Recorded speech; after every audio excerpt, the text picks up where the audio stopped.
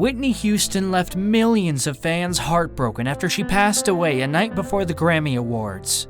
Having conquered the music industry, movies, and performed in sold-out arenas, she called it the most incredible moment in her life when she gave birth to her daughter, Bobbi Kristina.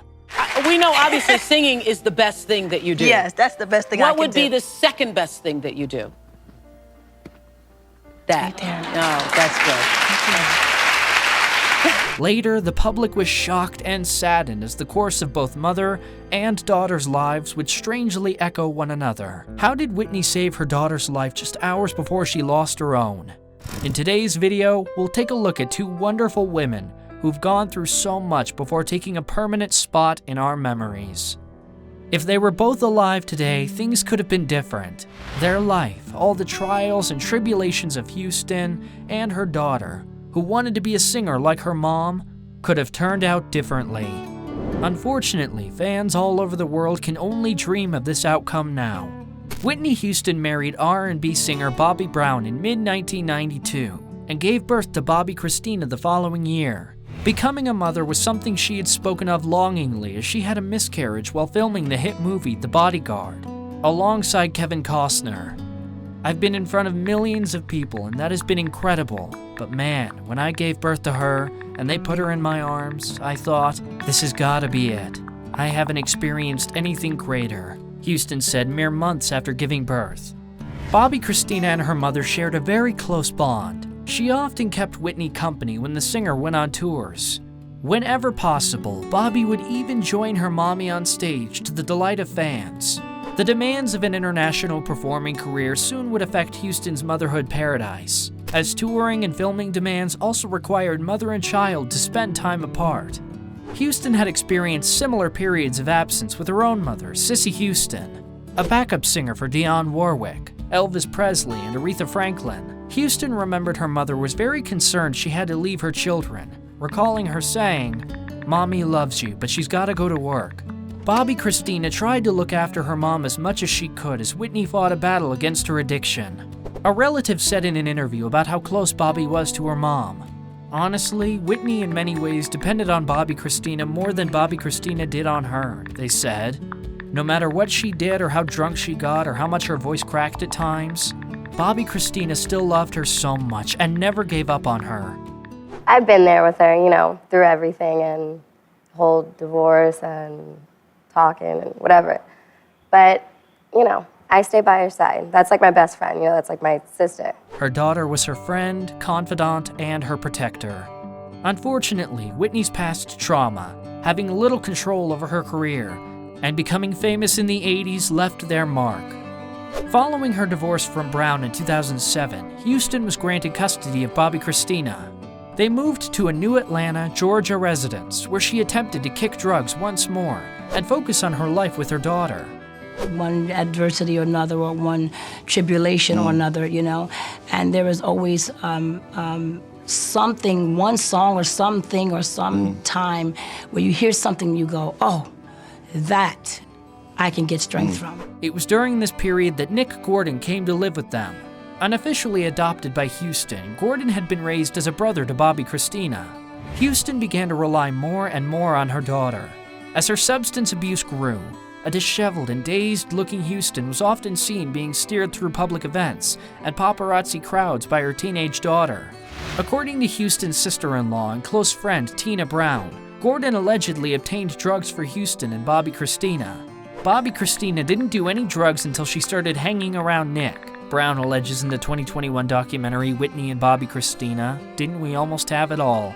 As Houston's career was on the rise, so was her substance abuse problem. Do you think of yourself as an addict? I don't like to think of myself addicted. I like to think of I had a bad habit. Throughout the 90s, Whitney's career soared with starring in numerous films and releasing chart-topping albums. Sadly, out of the spotlight, she was battling an ongoing substance abuse problem that was becoming more and more apparent to her adored, growing daughter. Fans were offered a glimpse into their family life with the release of the 2005 reality series Being Bobbi Brown. A young Bobbi Kristina was often filmed visibly embarrassed and alarmed at her parents' erratic and intoxicated antics. something a kid should never see. Yet, Houston's deep love for her daughter was also apparent. Like her mother before her, Bobbi Kristina was becoming aware of the harsh and intrusive glare of the celebrity media. All too aware of her parents' controversies and rumored infidelities playing out in the public forum, Bobbi Kristina wanted to be a singer like Whitney, and had started recording songs with her mother by late 2011. Unfortunately, their time together was cut short when Houston was found unresponsive in a bathtub at the Beverly Hilton Hotel and pronounced dead on the scene. She was only 48 years old. A report issued by the Los Angeles County Coroner's Office stated the cause of death was accidental drowning, with heart disease and the use of illegal substances as contributing factors. Gordon and Bobbi Kristina were also staying at the Beverly Hilton that night. Just hours earlier, the singer had saved Bobbi Kristina's life after she fell asleep in the tub at the same hotel, goddaughter Brandy Boyd revealed. The next morning, Whitney is like, "Chrissy almost died last night. You need to get away from that water. That water is evil," Boyd said. The late singer told friends and family that, quote, "God told her to check on the 18-year-old when she found her asleep in the tub." But sadly, no one was there to do the same for Whitney. An overwhelmed Bobbi Kristina was reportedly hospitalized in the days immediately following her mother's death, out of concern for her physical and mental health. Understandably, she was heartbroken over the loss of her mom, and spoke about it in interviews. "I can hear her voice and her spirit talking to me, telling me, 'Keep moving, baby.' I can always feel her with me. She humbles me," she told ABC News. "I remember what she told me. I remember what she taught me. She was a sister, a comforter, the spirit that she had, no matter where she was, she touched everyone." So many people saying so many other things, but they don't know who she really was. And I want people to know that, everything that people are saying about her, all that negativity, it's garbage. Yeah. Causing an inevitable controversy within the family, Bobbi Kristina had begun seeing Gordon romantically, announcing their engagement in October 2012.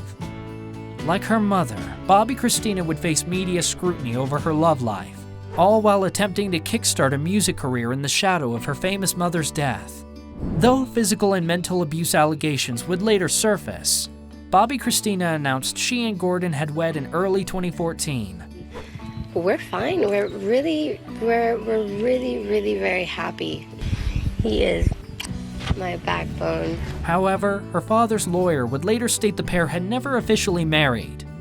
Almost 3 years from her mother's death, Gordon reportedly found Bobbi Kristina face down in a bathtub in her Georgia home. Eerily familiar, isn't it? Alive but unresponsive, doctors placed her in an induced coma, but she never fully recovered.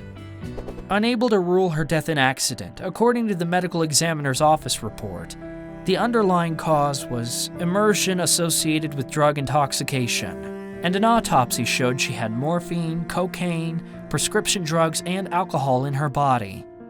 Gordon, who Houston welcomed into her home when he was 12, was found liable for Bobbi Kristina's death in a civil case. Though he was never criminally charged, he died of a heroin overdose last year. Bobby Brown blames his daughter's former boyfriend for her death, and his ex-wife Whitney Houston's 3 years prior. "Nick was the only one there in both situations, with my ex-wife and my daughter, and they both died the same way," the Grammy-winning singer said in an interview. He elaborated that he believed Gordon provided Houston and their daughter the drugs that would later contribute to their deaths. Brown said he learned that Bobbi Kristina was being physically abused by Gordon only after her death, but could never confront Gordon with his allegations due to being in rehab himself. He said he regrets that he wasn't involved in his daughter's life enough after Houston's death to see the warning signs. "I don't know why I didn't see it, but we hadn't been spending as much time together after her mother's death as we should have been." Though he did reveal the pair had plans to reunite just 2 days after her untimely death. A few months before her passing, they had become closer. She even had a plane ticket to see her father, to come and stay with him for a while. It was just a matter of 2 days before she would have been on a flight. 2 days before this all happened. If I could just get those 2 days back, she'd still be here, because I would have found out what was going on to do something about it, said a heartbroken Bobby Brown. Unfortunately, we can't change the past, but we can see to it that our present and our future learn from our past mistakes. We can also learn to be more open-hearted, kind, and accepting. Drop some love in the comments below for the incredibly hardworking and passionate singer, the legendary Whitney Houston, and her daughter Bobbi Kristina. They will always live in our hearts. Thank you for choosing Rumour Juice. Be well, and don't forget to subscribe and hit that notification bell for more stories that make you feel all the feelings.